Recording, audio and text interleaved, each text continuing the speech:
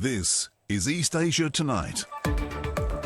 Good evening. Tonight's top stories from East Asia. Nvidia CEO touting Chinese innovation in AI as helping drive global progress. Jensen Huang says his firm is doing its best to serve China's market after Washington eased restrictions on a vital chip. A former U.S. envoy to China says he sees vested interests pushing progress for a trade deal, with Washington's Treasury chief making light of a hard deadline set for mid-August. Australia's Prime Minister takes a break from tough talks in Beijing with questions today on Canberra curbing access for Chinese companies. A hot, damp air bringing torrential rain to Japan's east and west while also driving up temperatures, triggering heat stroke alerts across the country.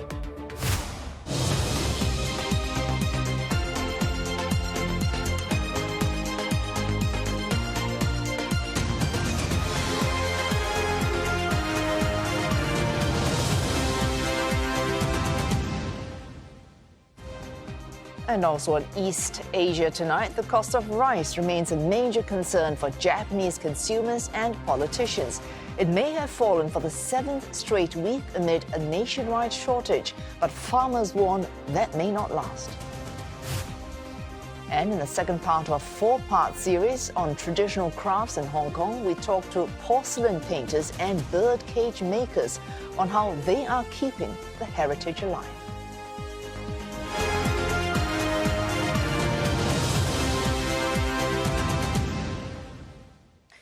Nvidia's CEO says the firm is doing its best to serve the vast Chinese market for semiconductors. Jensen Huang is a high-profile participant at the Supply Chain Expo in Beijing amid a turbulent tariff war sparked by the U.S. president. Mr. Huang hailing China's innovation in the industry as he said Nvidia will restart sales of vital chip to the country after easing from Washington. China's open-source AI is a catalyst for global progress, giving every country and industry a chance to join the AI revolution. This week, the chip-making giant became the first company to hit the $4 trillion market cap in the U.S. This comes as the third China International Supply Chain Expo kicked off in Beijing today, which Nvidia, its CEO there, clearly attending this. The event is the world's first state-level expo dedicated to global supply chains, attracting nearly 1,200 exhibitors. In the next 4 days, it will showcase exhibitions of 6 key sectors. These include advanced manufacturing, clean energy, smart vehicles, digital technology, a healthy life, and green agriculture. Beijing is using this event as a forum to boost its image as a global defender of free trade, an effort to put the country in contrast to what's happening in the United States. Mr. Xi using the forum to also speak out against unilateral sanctions and trade barriers, repeating China's support for globalization. CNA's Tan Zihui joins us now with more. Zihui, this forum being used, as we just seen, for Beijing, a chance to showcase what it wants itself to be seen, its global image, a platform for China to address growing trade frictions, especially with the United States. Well, so there was a thing called Beijing Initiative that was launched at the opening ceremony today, and it is seen as a jab at the U.S. blockade of Chinese tech advancement. And Chinese leader He Lifeng, he was speaking at the opening ceremony today. He had warned of global turbulence and changes accelerating at a rapid pace in the century, and also warned of multiple risks that have been intercepting and piling up. And he also said that he hopes to see that there are some changes in the international community and made this thinly veiled swipe at the world's largest economy. 人为破坏国际分工，只会推高企业的成本，阻碍世界经济的发展，损害各国人民的福祉。当前，一些国家以去风险为由，干预市场。 以加征关税和限制措施等手段搞所谓的制造业回流，产业链、供应链的重复建设增多，拉低了全球经济整体的运行效率。And so those changes that I spoke earlier would be a deeper international cooperation in industrial and supply chains. Now, he also called for a shared consensus on development and firmly opposed the politicization, ideologization of trade issues. And as part of the Beijing initiative, global business leaders and global leaders had called on the need to safeguard security and the stability of the supply chains by championing openness and inclusiveness, as well as upholding a rules-based multilateral trading system with the World Trade Organization as a foundation. All right, Jensen Huang, we were seeing that earlier, Nvidia CEO attending this Beijing Expo shortly, a day after announcing that he will restart, or his company will restart sales of a crucial chip to China. What's the significance of his turning up right now amidst all these frictions over trade? Definitely, his presence is very significant. In fact, it has brought a lot more attention to the Expo. And the fact that he had announced the sale of H20 AI chip exports to China after the Trump administration's approval, it sends quite a signal that Nvidia is ready to re-engage with China and ready to engage meaningfully with China, and also sends a signal that there has been some progress on talks between the US and China. And at a media interview that ended just a while ago at a courtyard here in this hotel, he said, in a question that I posed about his talks with Chinese leadership, he said officials had told him that China welcomes foreign companies to invest here and build businesses here, and that China is open and stable. Mr. Huang went on to say Nvidia is doing its best to serve China's market for semiconductors. He also elaborated about the new chip introduced into the market, the first of its kind in the world, the RTX Pro, and he says that it's designed for a new type of application, and he had glowing words for the Chinese industry. Because there's so much robotics innovation going on, and so much smart factory work being done here, and the supply chain is so vast. RTX Pro is perfect, and so I'm very excited about that. Well, in response to a question about the need to balance U.S. security concerns and serving China's needs, he said the first thing is to recognize that every nation has security policies and trade policies, and these belong to these countries, and it's their right to have it.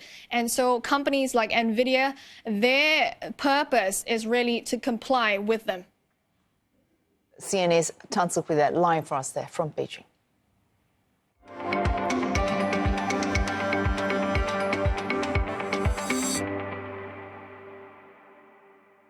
The US and China are reportedly inching towards a trade deal in a move that could finally see an end to months-long trade tensions between the world's two largest economies. Former US envoy to China dismissing criticisms that Beijing has an upper hand in trade negotiations. Nicholas Burns, a Biden appointee, was speaking at a security forum in the U.S. state of Colorado, where he explained that China does have a vested interest in achieving a trade pact with the United States. He told the conference that logic and self-interest will push the two sides towards an agreement. The former envoy called on his own country to up the game in the face of China's growing ambitions in the tech and economic landscape. Mr. Burns claiming that U.S. Treasury Secretary Scott Bessent had been impressive during negotiations in May with the Chinese vice premier. Turning to Washington, Mr. Bessent has been reassuring markets that the deal with China is in a good place, and the deadline for the tariff truce fast approaches. As the deadline for a truce on tariffs approaches the expiry date of the 12th of August. According to Mr. Bessent, a new meeting between Washington and Beijing is expected in the coming weeks. Southeast Asia's largest economy, Indonesia, has reached a deal with the U.S. that will bring its tariff rate down to 19% from a threatened 32%. President Trump calls it a landmark deal. Jakarta says it was reached after an extraordinary struggle. The 32% duty on Indonesian imports was first announced by the U.S. leader in April and confirmed again last week. Mr. Trump stressing no levies on all American exports into Indonesia in exchange for the lower tariff rate. I spoke to their really great president, very popular, very strong, smart, and we made the deal. We have full access to Indonesia, everything. As you know, Indonesia is very strong on copper, but we have full access to everything. We will pay no tariffs. So they are giving us access into Indonesia, which we never had. That's probably the biggest part of the deal. And the other part is they are going to pay 19%, and we are going to pay nothing. I think it's a good deal for both parties. The deal also committing Indonesia to the purchase of specific American goods, $15 billion in energy, $4.5 billion in agricultural products, and 50 Boeing jets, many of them 777s. Indonesia's energy minister had been threatening to cancel plans to buy U.S. oil and gas if Washington refused to lower tariffs. This is the second major agreement on trade for Indonesia in a matter of days. On Sunday, Indonesia and the European Union announced a political pact to advance a free trade deal after a decade of negotiations. More tariffs, though, on the way for others. President Trump says he plans to place duties of more than 10% on smaller economies soon, including countries from Africa and the Caribbean. We'll be releasing a letter soon talking about many countries that are much smaller, where you're not going to do letters per se. You might do an individual letter, but it's going to go very quickly. And the number will also be less. Which countries are those? These are countries that are, many of them, like 200 countries. Right. You understand? Caribbean countries, African countries. You have a huge amount of countries that are small, and the president's just going to deal with them sort of the way he thinks is the right way to deal with them. We'll probably set one tariff for all of them. Australia's Prime Minister has defended policies on the screening of foreign investment after China's Premier raised concerns about access for Chinese companies. We have a case-by-case issue when it comes to foreign investment. It is viewed not on the basis of any one country, but on the basis of an objective assessment of our national interest. Anthony Albanese making those comments as he toured the Great Wall, the Australian leader on the fifth day of a visit to China to shore up ties in a delicate balance of economic and security concerns. Following high-level talks and negotiations, the two sides have signed several agreements covering trade, customs inspection, tourism and agriculture. Beijing and Canberra have also inked a memorandum of understanding on the implementation and review of a decade-old free trade agreement. The Prime Minister holding a meeting with China's president yesterday, during which he underlined the importance of dialogue. Xi Jinping responded by calling for common ground and setting aside differences. Without mentioning U.S. tariffs, the Chinese leader said Beijing and Canberra needed to navigate a turbulent international system. Mr. Albanese is set to fly to the southwestern city of Chengdu later today. Still head on East Asia tonight. International banks upgrade China's growth outlook after a strong showing in the second quarter. In a CNA exclusive, Citi's head of services tells us how multinational clients are repositioning to deal with the ever-evolving U.S. trade landscape.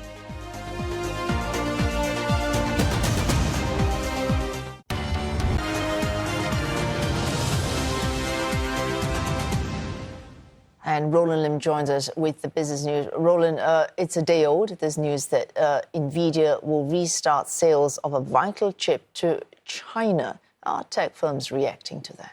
Well, the news has set a scramble for Chinese firms to buy H20 chips, with the tech firms leading another rally in Hong Kong stocks today. Nvidia-related tech shares performing positively, the Hong Kong market buoyed by Nvidia's announcement that it would resume exports of key AI chips. Leading AI company Baidu climbing the most. It is up nearly 1%. Alibaba also in the green. Now, Tencent surged more than 1.5% but succumbed to profit-taking by the end of the day. Chip-related heavyweights in Japan also ending the day in the green, but concerns surrounding the elections to the upper house and the fate of trade negotiations with the U.S. capped gains. The Nikkei ending flat. Looking at the broader China markets, investors still digesting yesterday's GDP figures that showed economic growth exceeded expectations in the second quarter, but intensifying deflationary pressures shown on weaker retail sales, signaling a more pronounced slowdown in the months ahead. Shanghai Composite ending the day flat, Shenzhen down by 0.2, and the Hang Seng Index breaking a 4-day winning streak. U.S. and international banks are becoming more confident of China's growth prospects following better-than-expected data for the second quarter. Now, at least 9 lenders have upgraded China's full-year GDP outlook. Morgan Stanley, Goldman Sachs and Barclays expect the expansion to be around 5%, while ANZ sees 5.1% growth for this year. The new forecasts come closer to matching the Chinese government's official growth target of around 5% for 2025. Numbers released yesterday for the second quarter showed that the economy's resilience in the face of U.S. tariffs. Exports and policy support for consumption and investment are seen as growth drivers. But economists also warning that the growth would likely slow down because of an anticipated pullback in overseas shipments as well as sluggish consumer sentiment at home. Global sales of electric and plug-in hybrid vehicles jumped 24% in June from a year ago, with China and Europe at the driving seat. 1.8 million battery-powered electric vehicles and plug-in hybrids were sold last month. Sales in China jumped 28% on year to 1.11 million vehicles. That's 60% of the worldwide total. Around 390,000 units were sold in Europe. That's a 23% increase from last year. Sales in the rest of the world surged 43% to exceed 140,000 vehicles. Meantime, sales in the U.S. were down 1%. Market watchers say the U.S. market will struggle to pick up this year after President Trump's spending bill cut tax credits sooner than anticipated. Airbus has reportedly signed a cooperation deal with its Chinese partner amid speculation of a large order in the weeks to come. State media say Airbus will work with its partner, Avic Xi'an Aircraft Industry Group, to localize some production works for its A321 jets in China. The announcement comes a week after a key China-Europe leaders summit. Various media outlets have been reporting that China might place a significant order during the China-European Union summit in late July. To get a sense of why investors are watching so closely for any Chinese orders, now back in 2020, state-owned airlines Air China, China Eastern Airlines and China Southern Airlines bought 292 Airbus aircraft valued at more than $37 billion. As regulators from Hong Kong to Europe roll out new stablecoin frameworks and China positions itself with the digital yuan for global use. Now, Citi's global head of services, Shamir Khalik, tells CNA how Citi is preparing to move money in a world that's tokenized and blockchain-enabled. I spoke with Mr. Khalik earlier and began by asking if stablecoins could soon pose a tangible challenge to the US dollar's dominance in cross-border payments.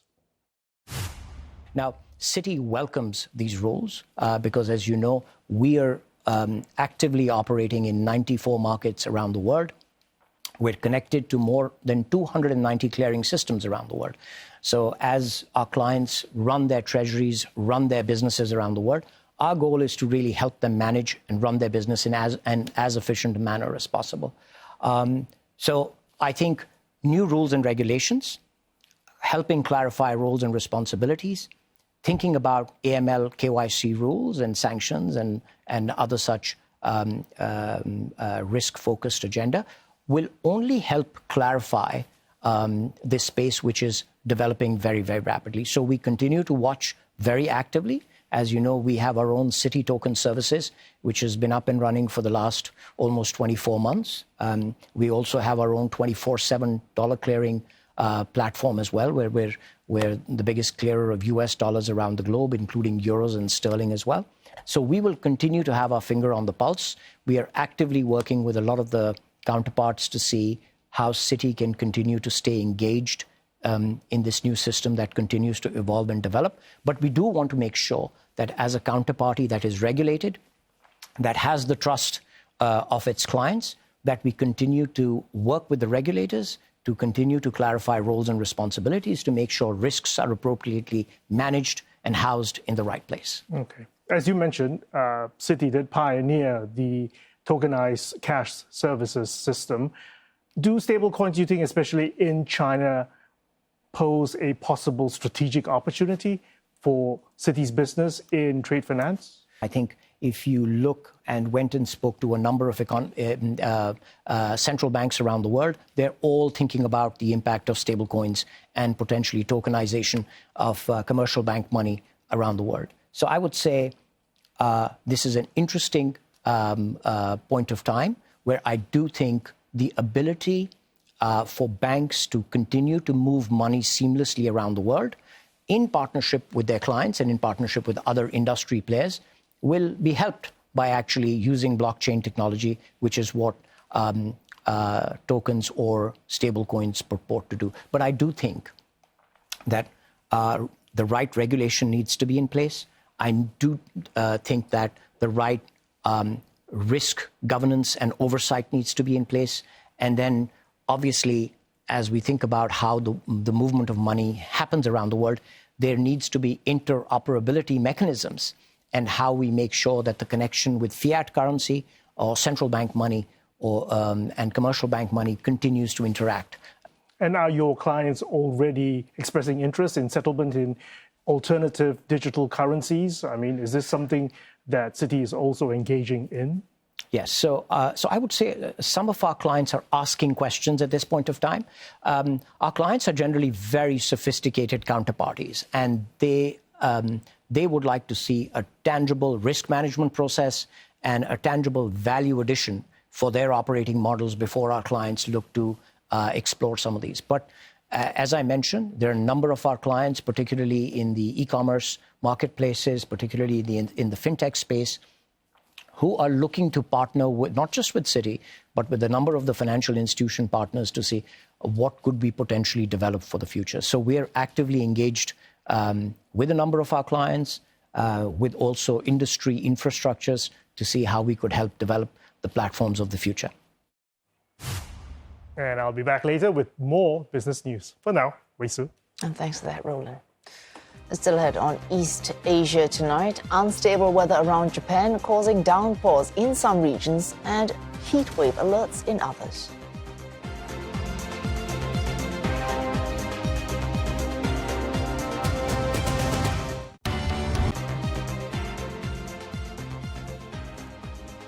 Well, this is East Asia tonight, and these are the headlines. Nvidia CEO Jensen Huang says his firm will do its best to serve the Chinese market after Washington eased restrictions on a vital chip. A former U.S. official says Washington and Beijing are inching towards a trade deal, while Treasury Secretary Scott Bessent says talks between both sides are in a very good place. Australia's Prime Minister defends policy screening foreign investments after China's premier raised concerns about access for Chinese companies. Japanese Prime Minister Shigeru Ishiba is facing what could be the potential end of his premiership after barely a year in power. Latest polls suggest his ruling coalition is, quote, on course to lose the majority at upper house elections this weekend. Surveys indicate the Liberal Democratic Party and partner Komeito Party are unlikely to secure the 50 seats required to maintain that majority. Local news outlets predict the LDP could win fewer than 40 seats, with Komeito also likely to find it difficult to keep its hold on the contested 14 seats. The Japanese premier has had to rely on opposition parties to pass legislation since winning the general election last October. Observers say the ruling bloc's projected loss at Sunday's election would likely trigger calls for Mr. Ishiba's resignation. Approval ratings for the LDP have plunged to record lows in recent months. This is driven by frustration over a range of domestic issues, including rising food prices for staples such as rice and the party's poor handling of political scandals. Rice farmers in Japan are warning of further price hikes. That's even as retail prices fall from record highs, thanks to release of emergency stockpiles to help ease shortages. CNA's Michio Ishida with this report. Kazuyoshi Fujimoto owns a 15-hectare rice farm passed down for generations in Kakogawa City in Japan's major rice-producing region of Hyogo. But he started shifting away from growing rice 2 years ago due to high costs. 田んぼやると機械の投資にすごくお金かかってきますよ。一度故障するとまたそれを買い替えるのに、ね、500万600万とかかりますので、いずれはもう田んぼからイチジクに切り替えていこうと思って。 Japan began paying farmers to reduce rice acreage in the 1970s to tackle overproduction and keep prices high. As a result, rice production halved from its peak to less than 7 million tons last year. Though some have also cited poor harvest and a shrinking farming population as factors. Now, targets are still set by the government and influenced by the Japan Agricultural Cooperatives, or JA. An estimated 70% of crops are sold through JA, and the rest to wholesalers, retailers, or straight to consumers. This year it sent Mr. Fujimoto a flyer offering to buy his rice for at least $80 for every 30 kilograms, about twice as much as last year. 3年前まではずっと価格は一緒でした。はい、もうずっと JA が取引する価格帯というのは毎年一緒で、この 1,2 年前からちょっと値段が上がってきたというか、それも値段が上がったといっても本当にだいたい3割高ぐらいですね。それが今年はゴンと上がったというような感じです。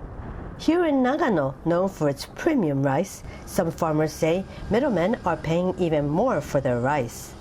This farm started planting more rice last year in response to the shortage. 去年の前までの値段の約3倍ぐらいの値段がもう業者間で取れる前から事前契約って形で値段が上がってるんですよね。一般の家庭の人たちは約3倍のご飯を食べるしかないじゃないですか。 This spells bad news for consumers. Average retail prices of rice rose to a peak of 4,285 yen, or about $29, for a 5-kilogram pack in May, based on a nationwide survey of supermarkets by the Agriculture Ministry. Many retailers are limiting purchases to 1 pack per household and widening the net in the search for rice. 僕も産地巡りさせていただいて、農家さんにまだ出せるお米ありませんかっていう話をお聞きして、いただけるものは全部いただいて、普段でしたら、並べてないお米も多々並んでます。逆に普段あるものがないっていう状況ですね。ありがとうございます。 Soaring rice prices are a focal point heading to the July upper house elections. The ruling Liberal Democratic Party has long protected the farm sector, a key support base. But Prime Minister Shigeru Ishiba has pledged a shift towards increasing production starting this year and vowed a probe of the distribution system as he faces pressure over soaring prices at home and from the U.S., which wants Japan to import more American rice. And Michio Ishida herself joins us now. Michio, given the place of rice, not just in the Japanese diet, but in the very Japanese ethos itself, it's not surprising that many would link this rumpus over rice with what might happen at upper house elections this weekend. Well, Wei-Su, along with social welfare, rising consumer prices, rice are key issues based on local media survey. For Japan, rice is a staple, but the shock compared to last year, the price of rice basically doubled. And rice has been featured in local media every day since last summer.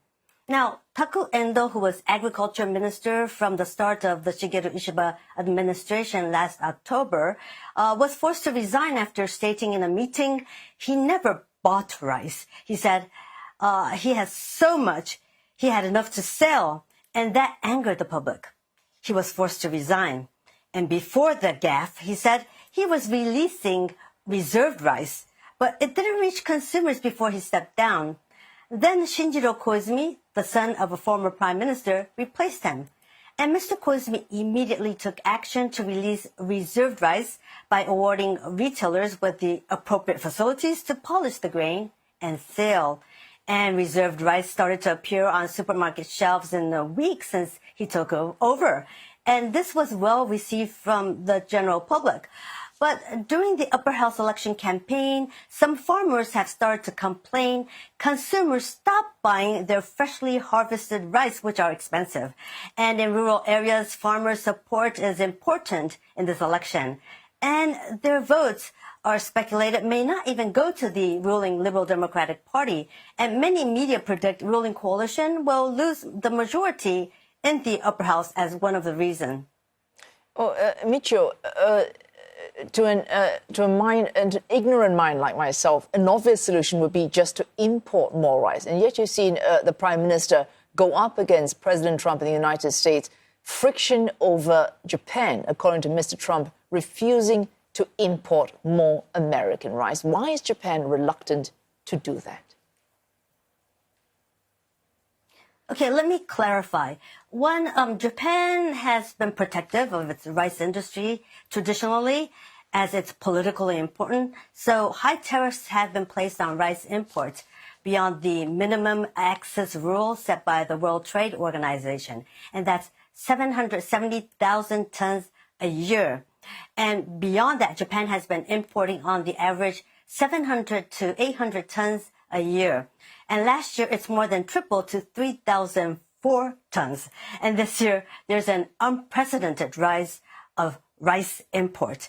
For this April alone, rice imports rose to 6,838 tons. That's more than a year's worth. And 80% came from the United States. So here in Japan, many people are questioning why U.S. President Donald Trump continued to say Japan does not import American rice. And to add to that, I actually recently shifted from Japanese branded rice to California rice.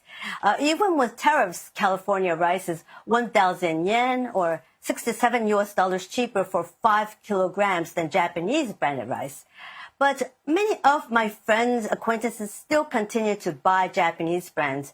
There's a belief Japanese rice is the best, it's safe, and suitable to the dishes you combine with, including raw egg with soy sauce, natto or fermented beans. And restaurants that serve the local cuisine wish to continue to serve Japanese rice, as serving Japanese rice is important to draw customers. All right, Michio, apart from dietary preferences, if Japanese farmers, there have been decades of policy disincentivizing farmers to plant more rice. But if they should choose to do so right now, agriculture is not just flipping a switch on and off. How likely are we to see rice harvests increase significantly in the near term? Well, Shigeru Ishiba government has made it clear that it wants to increase rice harvest. And Agriculture Minister Koizumi announced this week rice harvest is expected to grow by 560,000 tons to 7.35 million tons this year. And in terms of paddy field used, it's expanded the most in 5 years. Now, Japan has had a rice acreage policy in place for 50 years, ending in 2017. And in reality, analysts say acreage was continuing. It's in exchange for subsidies. Analysts say rice growing has slightly expanded this season, not due to government's sudden shift of policy, though, but a voluntary move by the farmers as rice sell for higher prices. And if rice prices go down to what it was 2 years ago, which is what consumers want, the rice farming industry might, ironically, shrink again. Well, thanks. CNA's Michio Ishida reporting live from Tokyo. We'll see whether this rice issue delivers political pain this weekend. Japan on high alert with torrential rain forecast to hit eastern and western regions tomorrow. Authorities urging people to avoid low-lying areas prone to landslides and flooding. Weather officials say up to 180 millimeters of rainfall could hit parts of the Tokai region and the Kanto Koshin region. Heavy downpours forecast to persist until Friday. At the same time, warm and humid air along the Sea of Japan raising temperatures. Officials are warning of high heat for Niigata and Tottori prefecture. prefectures, with temperatures up to 38 degrees Celsius. Residents advised to use air conditioning and to avoid working outdoors. And still head on East Asia tonight. Cockpit voice recorders have been the mainstay of aviation safety for decades. But is it time for an upgrade? IATA's Director General Willie Walsh makes the case for a transition.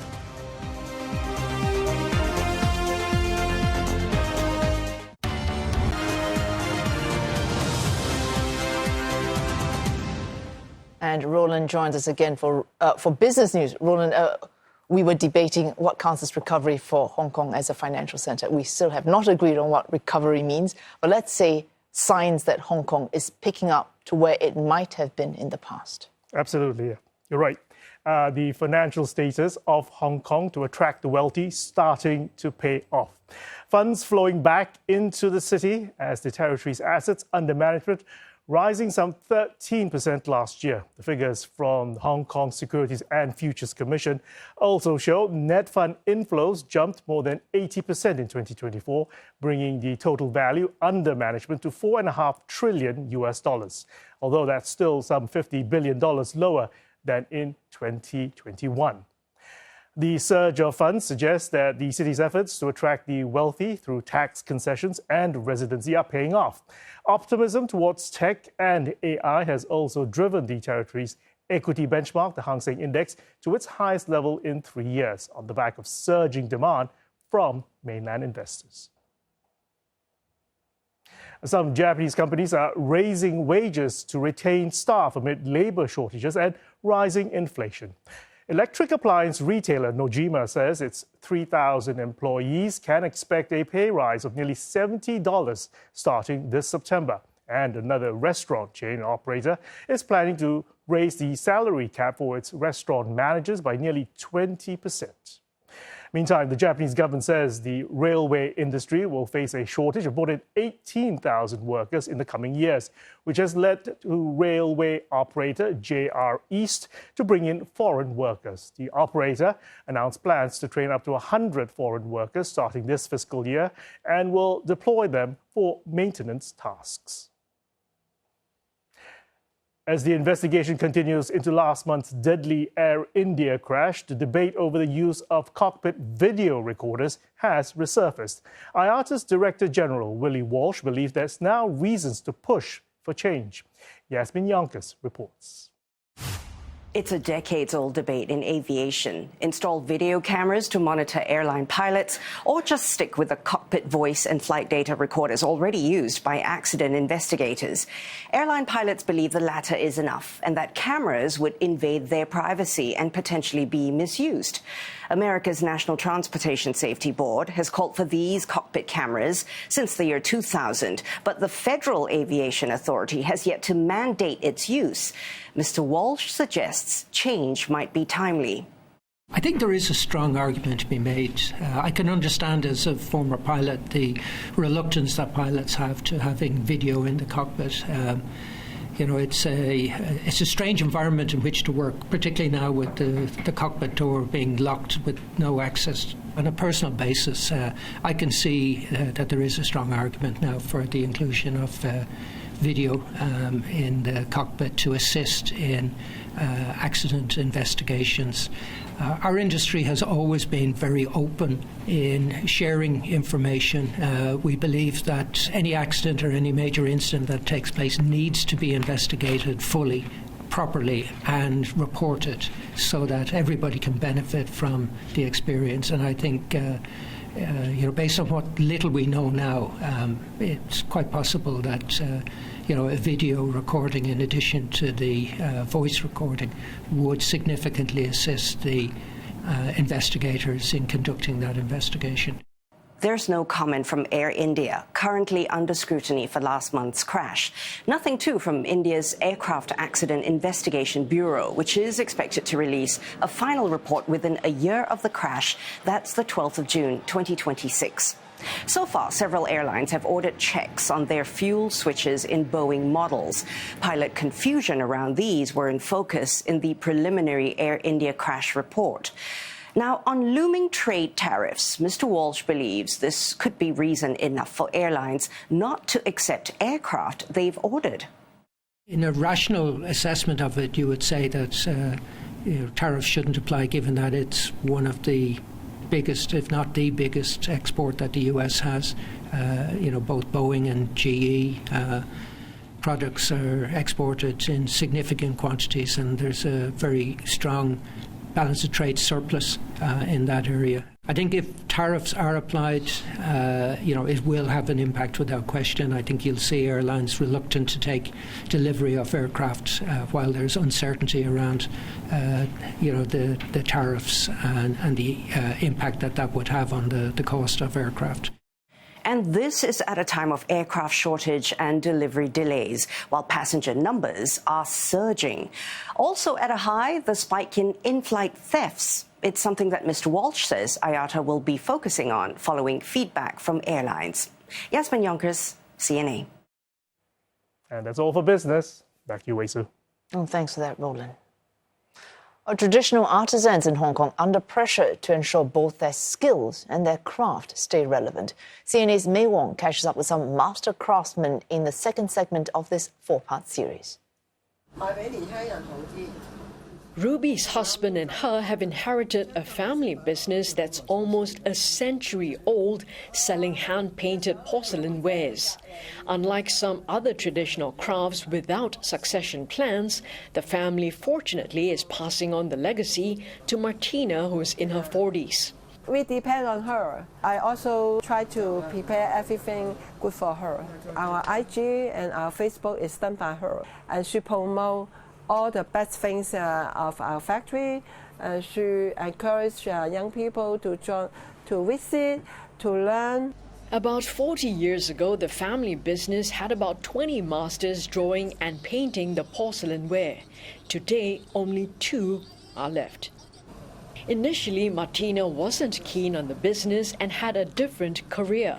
She only joined the family business 6 years ago.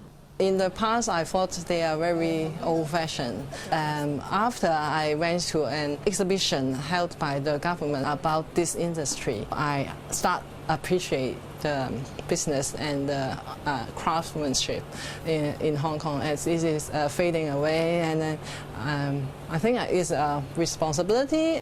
A responsibility to hand down his skills is what prompted Master Chan to conduct workshops and take on apprentices. The 83-year-old birdcage maker is believed to be the only master left in this trade in Hong Kong. 唔同以前嗰啲師傅收埋啲嘢就唔教徒弟嘅，剩翻一啲係自己用嘅，唔教徒弟啊，用咩大日執搶我飯碗揾食啊咁。但係我就唔係，個徒弟消化得到學得幾多咪教晒佢咯。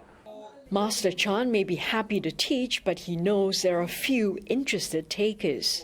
即係我啲朋友知道我去學着龍嘅時候，佢會覺得好奇怪，因為一來係佢覺得着龍呢一樣嘢其實係老人家，即係爹哋媽咪或者係阿爺阿嫲會玩嘅嘢嚟嘅。始終 AI 係冇咗個神韻啊，即係冇咗個神髓，冇咗個 spirit 喺裏邊。咁 which 我覺得人手做出嚟嘅係有嗰個工匠自己想表達嘅一種心意咯，係啊。所以我覺得係取代唔到。我只係希望呢一個skill 呢個手藝會有人可以學識，或者可能我唔係最能夠再發揚光大呢一個手藝，但我希望我仲可以教啲後生嘅或者另外下一代原來我哋曾經有個咁嘅手藝。Preservation of skilled traditional craft work in Hong Kong is what many hope to achieve and possibly inspire the next generation. Sometimes I bring my 10-year-old daughter to visit our factory. I really hope she can continue to do this business, but I asked her for many times, are you interested in this industry? And she said, I want to be a YouTuber. Mei Wong, CNA, Hong Kong. The restaurant Asia and Asia trade show CJEP underway in Singapore. CNA's Clara Lee finds out how food tech players have set sight on this region. This stove doesn't use gas or electricity. It uses plasma or ionized gas. Imagine the charred flavor you get from a traditional gas-powered stove, but without the soot and fumes. Not to mention, it can reach 1,000 degrees Celsius. This product is making its debut in Southeast Asia at the Restaurant Asia and CJEP trade show. Why this region? Southeast Asia's majority of Southeast Asian countries, their infrastructure for gas is not there. It's not as established as, let's say, Europe, Japan, or Korea. Singapore is home. So why else better to start at home? And as well as we are able to bring in such benefits, such as reducing reliance on gas, why not bring it to a country that is trying to move away and be more independent? Other tech players agree.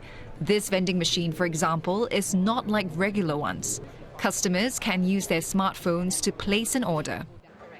This robot will pick it up, take a lift, and send it right to their doorstep. This is the item that you've ordered. The plan is to bring this to hotels before expanding to restaurants and even nursing homes. But the company behind the tech admits that encouraging adoption will be tricky. We feel that the next phase to go is for such solutions to actually complement the human. It's not to remove the jobs, but to actually help the human so that the human can actually do higher value added work. While fears remain that AI will take jobs away from people, they aren't stopping tech players from trying to break into the market in Southeast Asia. This simple machine acts like a short order cook. It can put together a plate of fried rice or stir fry some beef cubes entirely on its own. The ingredients go here.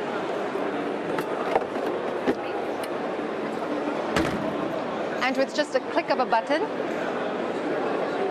it will be cooked in this pot.